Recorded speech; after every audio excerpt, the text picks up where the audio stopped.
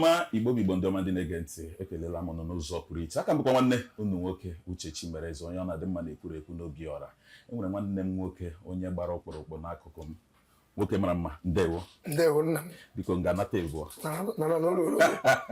ndewo nwoke ọma ele ọha na eze ndị na-ekiri anyị n'obi ọra biko ọha na eze ekele m ụlọ onye nna n'ụlọ ya bụ maazị Uchechukwu Anayochukwu abụ m esi m from ụmụme obodo ukwu were bịa abụ m kwanụ m onye afọ Igbo nwa afọ Igbo nwanne ụlọ nwoke asọ m ụlọ nnọọ ndewo nwoke ọma aha gị wu Uchenna maazị Uchechukwu Anayochukwu o nwere ihe mere m ji jụọ gị aha nke m nwa Uchechukwu mere eze so nwanne ka anyị bụ ka anyị were eze nke anyị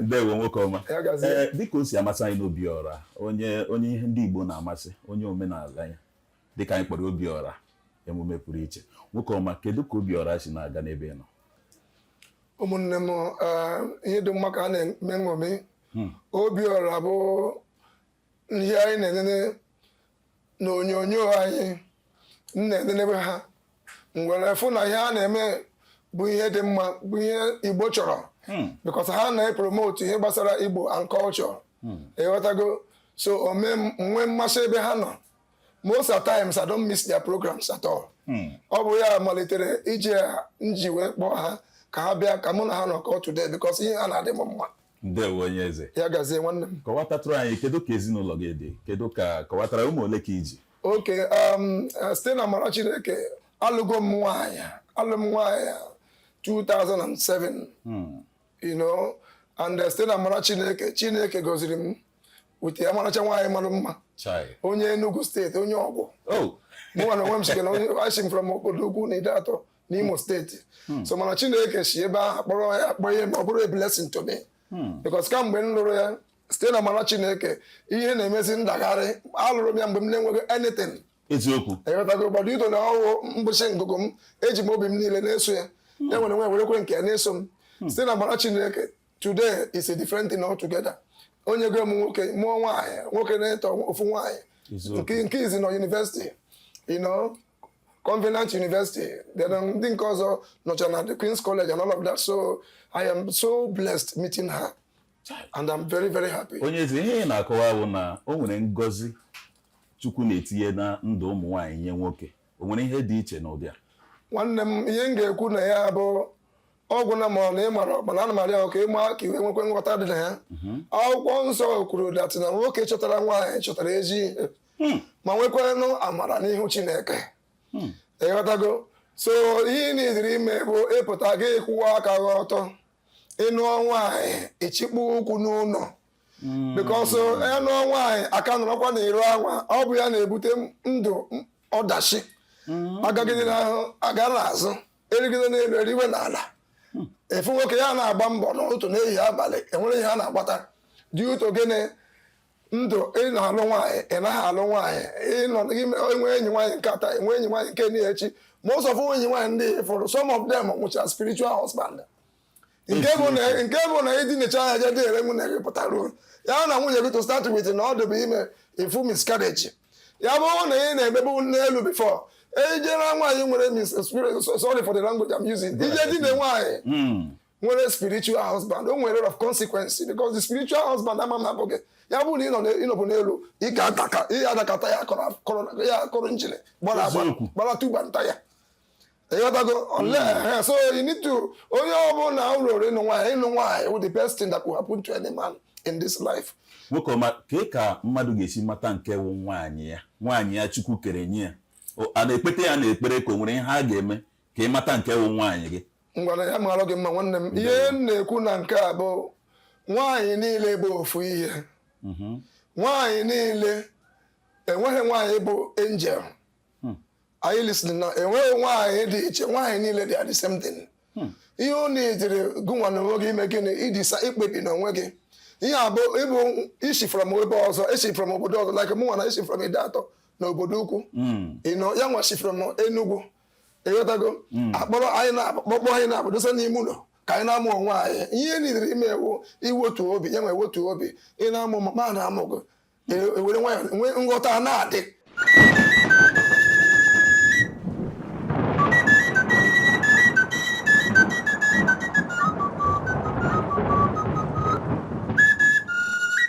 ịghọtago nghọta na-adị ewere nwayọọ na-ebi ịhụnanya aha na-adị enweghị nwaanyị dị perfect o mekwanụ nke aha na-adịghị mma gị kpọọ ya in a polite way hụnị ihe emekwala biko nọ mana onye eze ọwụrụ mmadụ ọwụrụ ụmụ nwaanyị niile na-ege nwoke ntị o nwere ndị na-anaghị anụ dị anụ ịkpọgo di ha sị na nwaanyị m nwunye m achọrọ m ka ị na-eme otu a ka ị na-eme otu a o nwere ndị na-anaghị anụ dị anụ o nwere ihe dịka okwu ndụmọdụ nye ndị dị otu a enweghị ihe m ga-ekwu na nke a bụ like I said before nwaanyị niile nwere the same character ịghọtago the only thing wụ Chineke ya mee amara ka nwoke ọbụla ga-anụ nwaanyị ka ọ bụrụ na o nwere o ji mma nwoke because mgburukọta okwu niile ahụ mma nwoke yes mma nwoke onye na-enweghị mma nwoke ọ mma nlụta nwaanyị onwe inweghị mma nwoke wotu obi gị nụọ nwaanyị were obi gị n'eziokwu wee na-eso ya nwere nwaanyị were obi ya n'eziokwu wee ihe afọ ihe ahụ ịgbagidere mbọ mgbe aha na ịdị single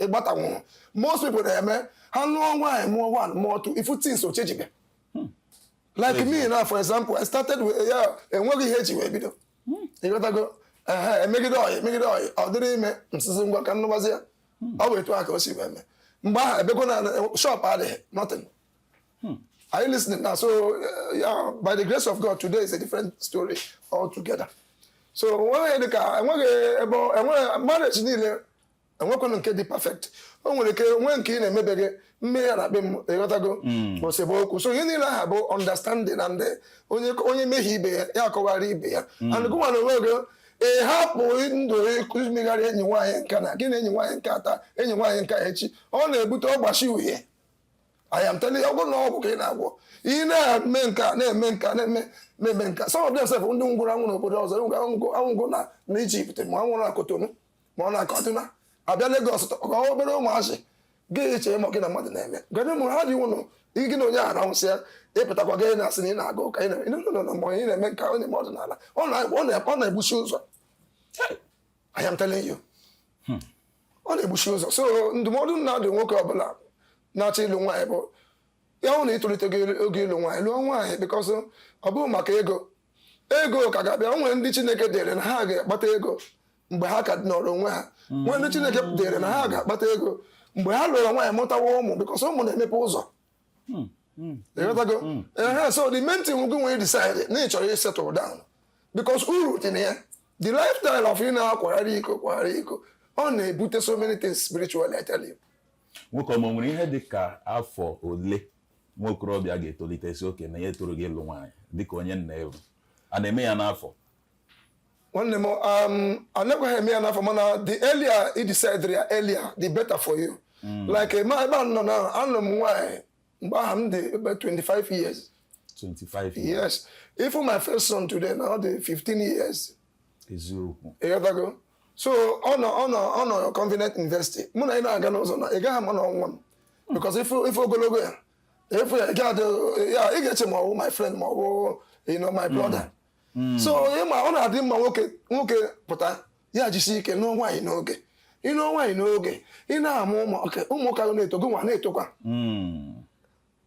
ụmụ gị na-eto gị na-eto ịghọtago ọha dị mma nwoke pụtara agbafucha nke ahụ echi ụgbọ nke ahụ dịka gị eruzie ya ịmụchasị enwe ka ịnọzi 50 wee mụọ first one mgbe ị na-aga 60 nwa ahụ ka na-aga 10 years cheki na the strength ị nwere na mgbe ahụ so ọ dị very very bad so ihe na-ekwu bụ nwoke ọbụla toruru ịnụ nwaanyị kpebie ya nụọ ya na ịkpakọta gị elu megide ihe niile i mere enweghị iwe n'ebe to achieve anything I tell you ịnụ nwaanyị bido mụtawa ụmụazị obi gị na nwunye gị bụrụ ofu I tell you ọ na-ebute mmepe ụzọ ebe na-aka njọ bụ ịpụta gị na nwaanyị mgbe every time fon ga na-akọ nwaanyị aje nene ọ bụrụ nwaanyị ọzọ ọ na-emekwa nwaanyị ahụ obi a na-agbawa ya ihe oyikwere gị nwa na onwe gị ebe ị nọ na gị na nwunye gị nọ n'ime ụlọ apụtarozie fon nwunye ga na-akọ mebe ojezi ahụ gị nenezie ya obi ga-ajọ gị njọ anyị listening na so ọtụtụ ahụ sidiri jelosi ahụ tụ o sidiri na nwoke ka o sidiri na nwaanyị iweke na-ele ya na ọ nwaanyị ka ọ bụ na nwaanyị bụrụ nwaanyị ochepụ ụgbọ ahụ fụrụ gbewere gị ekpere ebe ihe ọma na-eme otu a ọ bụ ọnụ ị na-asị ihe nke osi ebe but that's how it is. So this lifestyle, a promiscuous lifestyle, probably a good thing to emulate at all. Nwoke toro mgbe I try to ihe ahụ na-eme nwa achieve mgbe na I tell you because my life is a living testimony to what I'm saying. Onye eze dịka ekwuru obere oge ka m kpebizie ebe mewokwu nwaanyị ndụmọdụ nke abara aba lụọ ya na ọ ga-afọ nwanne m lụọ ya na ọ ị ga-afụ wepụta obi gị because igwugwo mmiri nta nwee nke idegofọdụ so ihe kwesịrị ime bụ ihe the earlier the better I tell you because I'm a living testimony. That's why ndị bold na-ekwu ya ya ga-asị nwanne m nọ ọha na eze ndị ọma ndị ka na-ekiri anyị n'obi ọra anyị ga-abanụ n'ime obodo ṅụọkwa n'obere mmiri anyị batazie anyị abịa na mpịachi n'ụbọchị nke taa. Ndewo.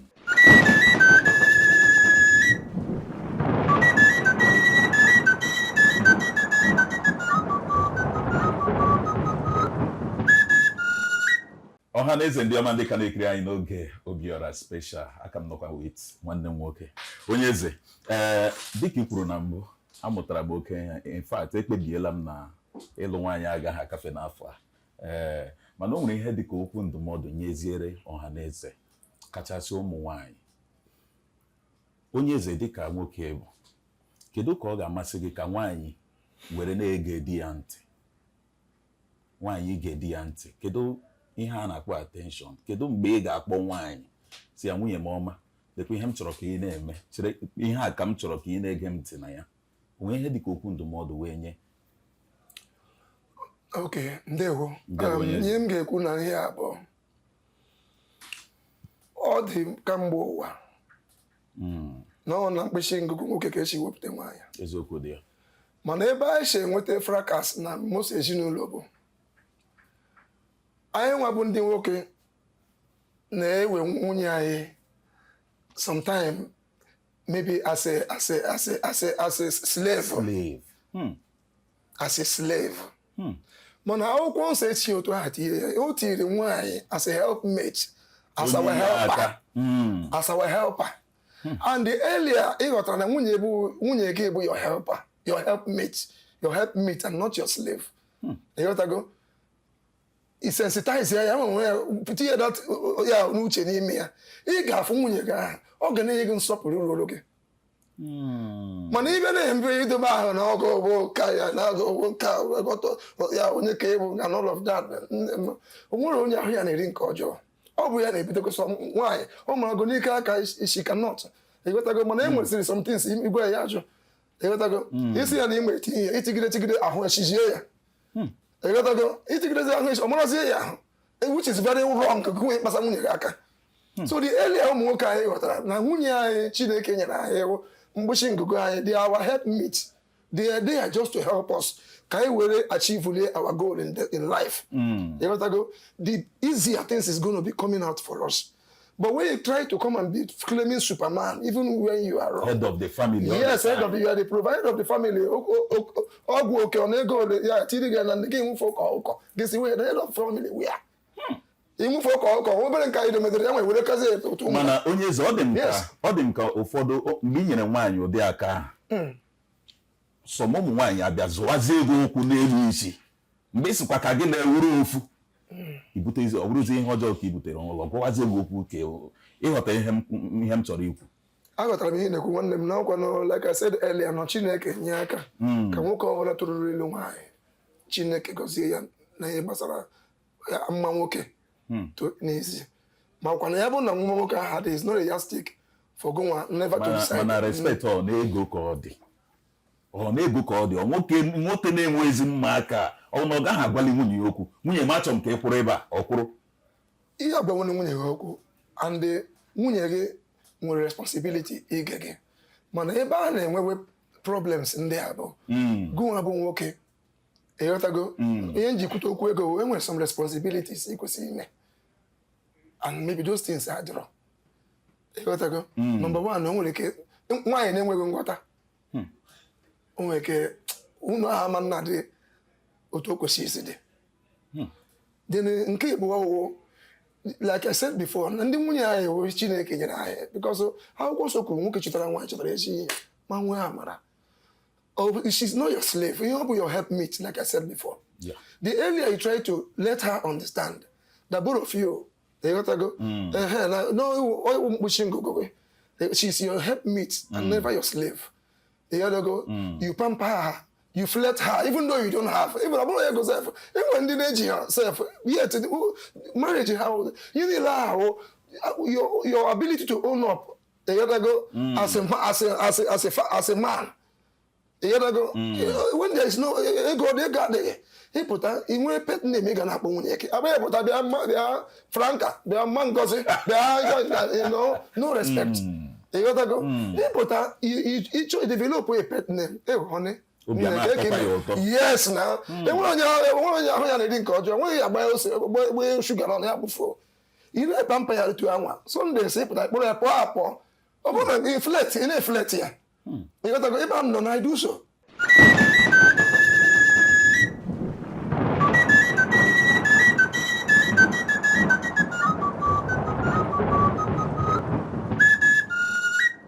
Every Sunday, from country, I tell you, I did.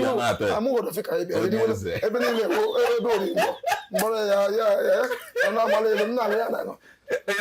Yes, now.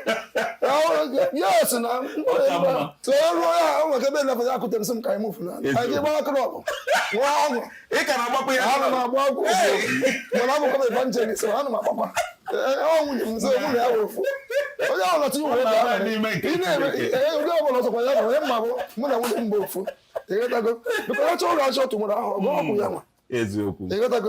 same thing. So the both of you have equal responsibility to be after each other. The earlier you start understanding marriage that way, if you say that whether there is money or not, it's not about money. Develop a pet name for her. Honey, how are you today? You know, my jacket. Sometimes you know, you go somewhere. Not much in jacket. Now, you know, I won't go like if one back. No. You know, from no. If you are a business place, you might be a role. Your own that place, your reaction and everything about you shouldn't be that emotional. No.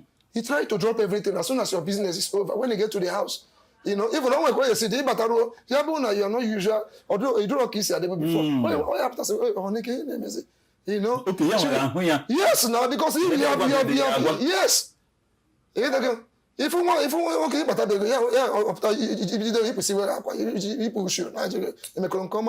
because you have if you go and that develop if you go be that kind of lifestyle. No, okay. But above all, if you okay, you can my Nero, my on all the John in Kenuko. We just so many young men. If you walk away, some of them mommy water, some of them don't go, some of them with spiritual husband. Consequences, then we now go can make you the Mosey in a barrel. They will stay away. Here, beginning fasting and prayer. Look at what because you cannot control your emotion. You cannot even gluten. You cannot control it. Your erection, you cannot control it. God is a principle God. Are you listening to me now? So now go Jago. He may Hana and Kedadama. If you had the other, was you get it? You name Mala or look at what he never. So you have to be principled as well too. If you say or what again, you gotta go. So those things were a lot of consequences. Can join it is amazing. And when you it's a problem. It's a problem. It's a problem. You gotta go. Miscarriage. Those are the consequences too. Because when you spiritual husband, for you, where I want to born because their husband is very aggressive. Take it again before. If I could, I fight to get to the time. I bet in a church or fasting and prayer. You go to Minala. I got a bit. I got one so why is it why go back long wire? We begin to for. I tell you, go to your ego. Where you can get one day. No, get a mamma give papaya. try ya nwere ike gụnwa ka ọ dị responsibility na gụnwa we sensitize ya tinye the same platform ifuzie marriage ọ na-atọ ụtọ. na ekwuola m ya na mbụ na ndụmọdụ a dịrị m n'ụbọchị nke taa. Eziokwu ọha na eze ndị ka na-ekiri anyị n'Obiọra n'ụbọchị nke taa akara aka dịka anyị na-akpọ ya Obiọra special. Aka mbụkwa nwanne unu nwoke Uche Chimereze, nwoke mara mma n'ụzọ pụrụ iche wee nye ala Igbo. Nwoke mma, ngwa kelee anyị n'Obiọra ka anyị laba. Ụmụnne m ndị ga-akpọ m my viewers ndị na-ekiri m na ihe onyonyo, biko asị m ụnụ onye mara nke dị mma ọ na-eme ya jisi ike na ya jide ka o ji, because Igbo si na onye asị jide ka o ji o gosiri na nke o ji amaka. Ọ bụrụkwana na e nwere nke ị na-eme bụ nke na-adọrọ mma, ana m arịọ gị nwanne m ha ka iji ka ọnọdụ wee gbanwee. Asị m ọ ga-adịrị na anyị mma n'aha Jizọs. Amen. Anyị nọ ya n'ụlọ ụka ụbọchị nke taa dịka m kwuru na mbụ, aka mbụkwa nwanne unu nwoke Uche Chimereze. Ndewo.